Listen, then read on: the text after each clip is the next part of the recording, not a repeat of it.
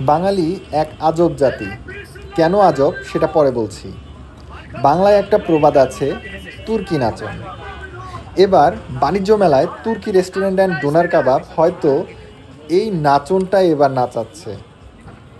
বাঙালিদেরকে যদি বোঝানো যায় যে এই জিনিসটা নতুন, এটাতে ইউনিক একটা ভাইব আছে, ব্যাস হয়ে গেল। বাকিটুকু বাঙালিরাই ভাইরাল করে তুঙ্গে তুলে দিবে।